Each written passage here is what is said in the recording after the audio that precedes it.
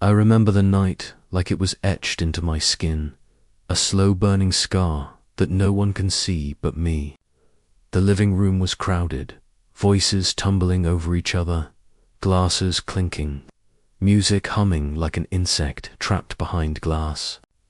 She stood there, my partner of 4 years' hair, cascading down her shoulders, a smile too sharp to be innocent. She had always known how to draw a crowd, how to spin a story that made people laugh even when the punchline was cruel.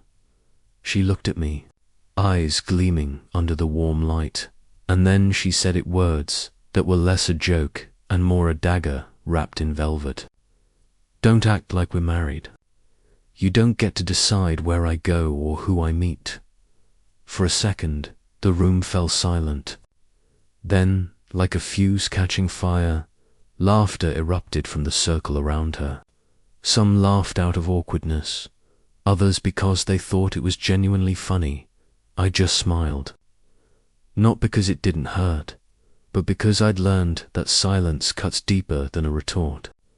I watched her bask in the attention, thinking she had won something: freedom, power, maybe just the thrill of rebellion. She didn't realize she'd just lit the match on a bridge that had been creaking under our weight for months. The party went on, but in my head, everything slowed. Her words echoed like a drumbeat. Don't act like we're married. We weren't married, that much was true. But we had lived together, shared bills, shared nights, shared dreams, we whispered when the lights were out. And yet, here she was, telling me in front of strangers that none of it mattered. I left the party before it ended.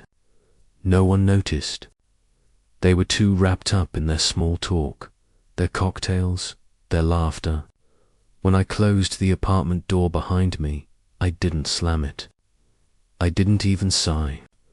I just stood there for a moment, in the dark, feeling the hum of the refrigerator and the faint echo of her voice bouncing off the walls. I sat on the couch, staring at the patterns in the fabric. Every thread reminded me of nights she'd fallen asleep there, head in my lap, her breathing slow and even. The silence of the apartment felt different now, less like peace, more like abandonment. That was the moment I knew something had to change. I thought back to the first time we met. It wasn't like this. She was shy then, almost reserved, working behind the counter at a bookstore downtown. I was a regular, buying books I didn't always read, just to see her. We talked about poetry, travel, and small dreams like cooking dinner together in a tiny kitchen or taking a road trip with no destination. It was soft, fragile, and real. Somewhere along the way, that softness hardened into something else: expectations, arguments, and little betrayals disguised as jokes. She came home late that night from the party. I was still awake, but pretended to sleep. Her heels clicked on the floor, the faint scent of perfume, not hers, trailing in with her. She didn't notice I'd left the lamp on. She didn't notice me. The next morning she was bright and breezy, like nothing had happened. She made coffee, hummed a song, told me about her girls' weekend coming up, something about a cabin and a lake. No cell reception, just the girls catching up. I nodded, sipping my coffee. She smiled at me like a parent humoring a child. It's strange how the heart can be breaking but still perform its routines. I went to work. I answered emails. I talked to clients. All the while, a part of me was unraveling, a thread tugged loose by her words. That evening, I started making lists. Not out loud, not on paper, just in my head. What was mine? What was hers? What I would take? What I would leave? What I could forgive? What I couldn't? It felt less like planning and more like survival. By the time Friday came and she left for her weekend, suitcase rolling behind her like a loyal dog. I had already made my decision. I helped her load the bag into the trunk, kissed her cheek, and said, "Have fun." She smiled, oblivious. She thought she'd come back to the same apartment, the same me waiting, like always. That night, the apartment was empty, and I sat in the middle of it on the bare floor, surrounded by boxes I'd hidden in the hall closet for months. Not because I had planned this exact moment, but because deep down, I'd always known it would come. I called a moving company, one that specialized in fast, discreet relocations. By dawn, most of my belongings were gone. My clothes, my books, my grandmother's clock, the guitar she'd once begged me to play. All that remained were the walls and a mattress we'd bought together. I left it there. I didn't want it. The neighbor Mrs. Ellis, a widow with a kind face, watched from her porch as I loaded the last box. She didn't ask questions. She just gave me a small nod, the kind you give someone who's making a hard but necessary choice. As I drove away, the city looked different. The buildings sharper, the streets wider. Freedom doesn't always feel like flying. Sometimes it feels like falling. But as the highway opened up before me, I felt something else rising under my ribs' relief. For the first time in months, maybe years, I could breathe without feeling like I was inhaling someone else's expectations. I drove to a small apartment I'd rented under my own name, across town. It wasn't much bare walls, a single window, but it was mine. As I unpacked, I thought about her, about the weekend she thought she was having. I wondered if she'd miss me, or if she'd just move on to someone else who didn't act like we're married. I didn't know then what would happen when she came back. I didn't know the neighbor would be the one to tell her. All I knew was that the door she left behind would no longer open for her in that empty apartment. I sat on the floor and wrote a note, a goodbye, not an explanation, just a single line. Some doors, once closed, don't open again. I left it on the kitchen counter, next to her favorite mug, and then I waited, not for her, but for myself, to see who I would become without her shadow. I didn't sleep much that first night in the new apartment. The ceiling was blank and strange, the hum of the refrigerator a different pitch than the one I'd known for years. Every sound felt like a test, a way of asking, "Do you belong here?" I lay on my back, staring at the faint glow of the streetlight leaking through the blinds. The city outside was still moving, still breathing. Even if my life had just cracked wide open by Saturday morning, she had texted once. A simple, "Made it." No signal after this lull. I stared at it for a long time before putting my phone down. She was always careful with her wording. She knew how to keep her world separate from mine, how to offer just enough detail to avoid suspicion. But I wasn't suspicious anymore. I was beyond that. Suspicion is for people still holding on. I was letting go. I went for a walk through the neighborhood. It was quiet, mostly older residents tending to their gardens. A man was fixing his fence. A little girl drew chalk stars on the sidewalk. I nodded to them like I'd lived there for years. No one knew me here. No one knew who I had been with her. It was liberating, terrifying, and addictive all at once. Back at the apartment, I began unpacking. Books first, books first. Stacks of paperbacks with dog-eared corners and underlined passages that had once meant something to me. Each book was a map of who I'd been before her. As I shelved them, I felt like I was rebuilding myself, spine by spine. Then came the photos. Most of them were of landscapes, concerts, or friends. Very few of her and me together. I'd never noticed how absent she was from the narrative of my own life until now. I placed the photos face down in a drawer. Not yet, I thought. Not yet. By afternoon, I found myself at the kitchen counter writing lists again, but this time they were different. Not what to take or leave, but what to do next. Change jobs, travel, finish that novel I'd started years ago. My life had been so tightly wound around her that now, with the string cut, it felt like it was unspooling in every direction. I cooked dinner for myself that night, nothing special, just pasta with olive oil and garlic. The smell filled the apartment, and for a moment it felt like home. I opened a bottle of wine and drank a glass slowly, listening to the city murmuring outside. At some point, I called my brother.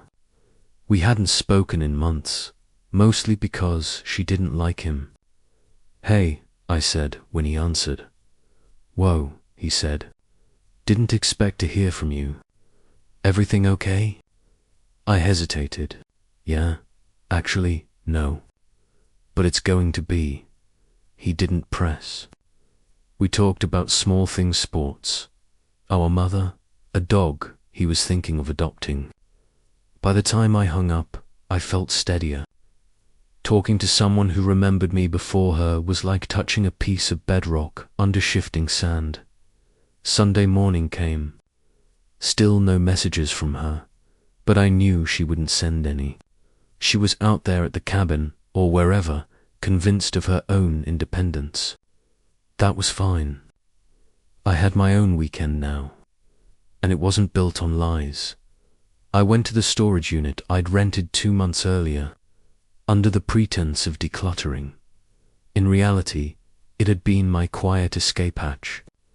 Inside were the things she'd always mocked: my old paintings, my college notebooks, a box of letters I'd written but never sent. I loaded what I needed into my car and drove back to the apartment, a strange sense of satisfaction blooming in my chest. Later that afternoon, as I sat on the balcony with a notebook, a thought crept in. She thinks she knows the ending. She thinks she'll come back Sunday night, toss her bag on the couch, and resume our life like nothing happened. She thinks my silence is weakness. She doesn't know its strength. I thought about Mrs. Ellis, the neighbor. She'd been kind to me in small ways since I'd started moving boxes. She had that look in her eye like she'd seen this story before. Widowhood does that to a person. She understood loss, departure, endings.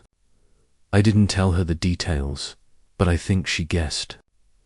When I left Friday, she'd said quietly, "Do what you have to do." It wasn't advice. It was permission. I didn't plan on her being the one to tell my ex, but maybe fate has a way of choosing its messengers. That night, I couldn't help myself. I opened social media and searched her name. Photos from the weekend had started trickling in blurry group shots, wine glasses raised, smiles too wide. In one of them, her arm was around someone else's shoulder. My best friend's shoulder.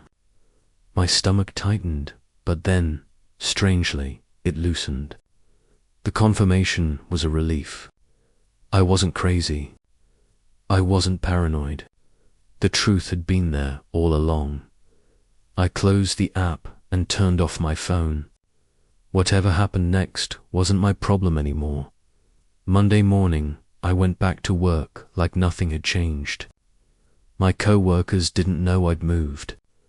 They didn't know I was sleeping on a mattress on the floor of a strange apartment, rebuilding my life from the ground up. I liked it that way. Some things are easier in silence.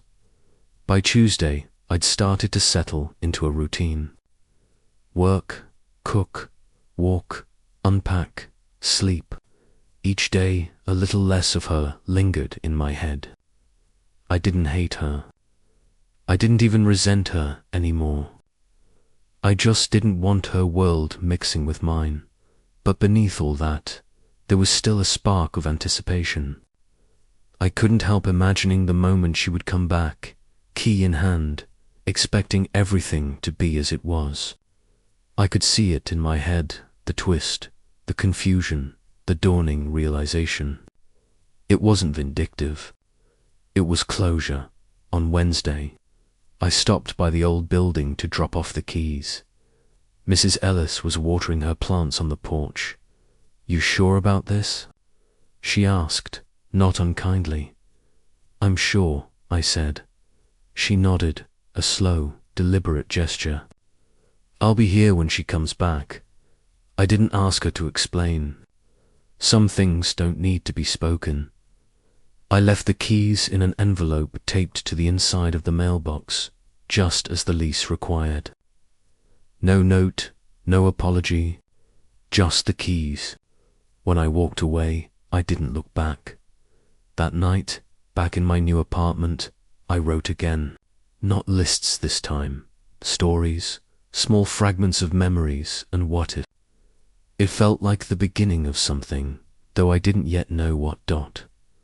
As the days ticked by toward the weekend, I felt a calm I hadn't known in years. I had no control over how she would react, but I had control over myself. That was enough. By Friday, everything was in place. My new life had begun. All that was left was for her to return and find the door closed.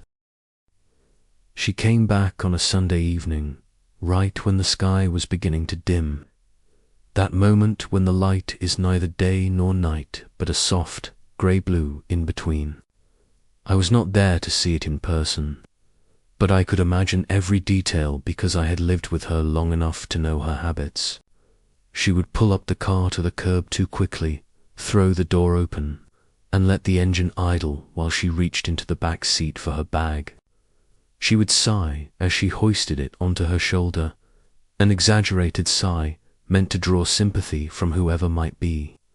Watching her heels would click up the stairs, faster and faster as she approached our door, already rehearsing whatever story she would tell me about her weekend. I could almost hear her voice in my head, bright and breezy. "Babe, you won't believe the fun we had." And then some half-truths about hiking or wine tasting or a late-night swim under the stars. But when she reached the door, it didn't open. Her key slid in, but it wouldn't turn. She tried again, harder. She jiggled it, tilted it, pressed her weight against the door as if her body alone could will it open. She glanced around the hallway, her breath quickening. This wasn't in her script. This wasn't the story she'd expected to walk back into. She set the bag down and knocked, calling my name, once, twice, louder the third time. The hallway swallowed her voice. There was no answer. I wasn't there, but Mrs. Ellis was. She'd been watering her plants on the porch again, waiting the way she had said she would.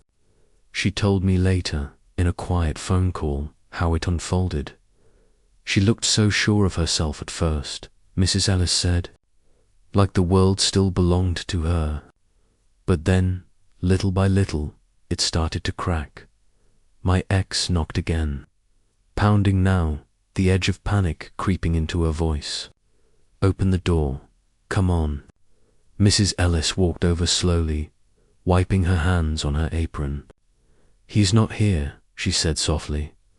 My ex turned, startled. "What do you mean?" "This is our apartment. Tell him to open the door." Mrs. Ellis looked at her with that same calm, steady gaze she'd given me days before. "He moved out."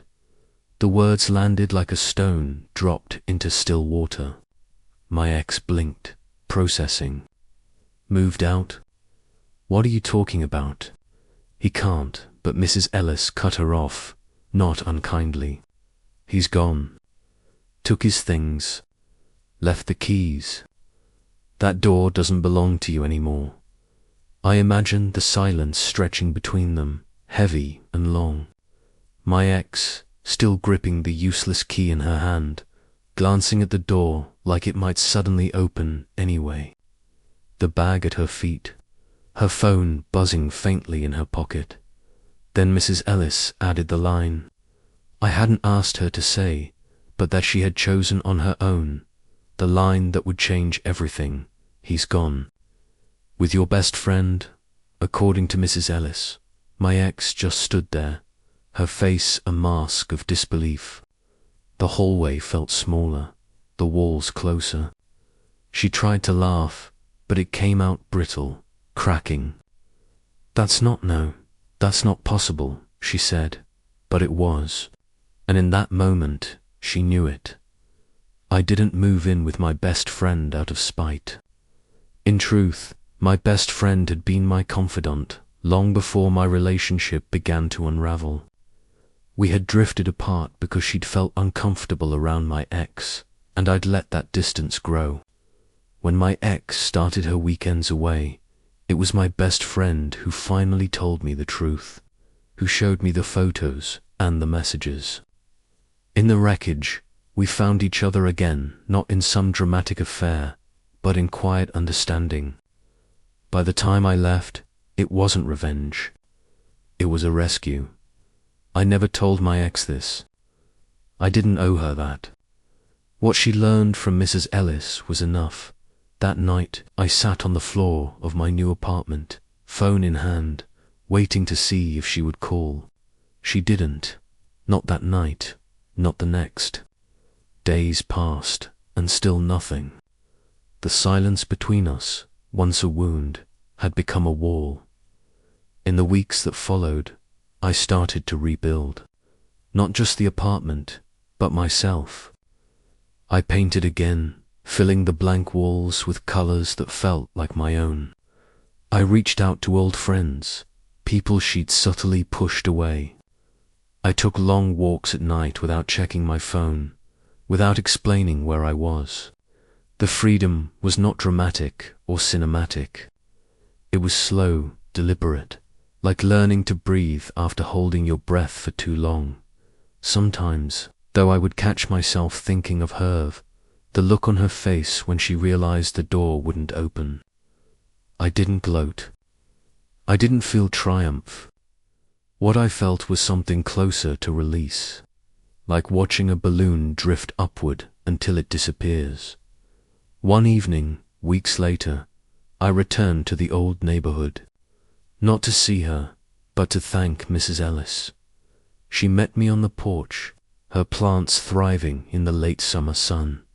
She's gone, Mrs. Ellis said simply. Didn't stay long after that night. I nodded. Thank you for telling her. Mrs. Ellis shrugged.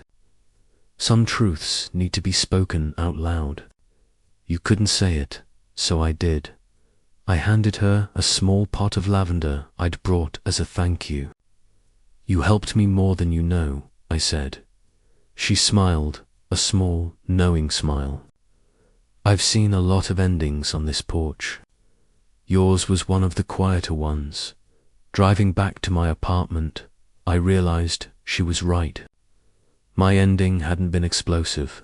It hadn't been a fight or a scene. It had been silence, a key that no longer worked, a truth spoken by a neighbor on a quiet Sunday night, and somehow, that was the most unexpected ending of all. Not revenge, not chaos, but freedom. I didn't know what my ex would do next, and I didn't care. My life was no longer tethered to hers. The narrative I was living now was mine to write, sentence by sentence, chapter by chapter. Looking back, the twist wasn't that she lost me. The twist was that I found myself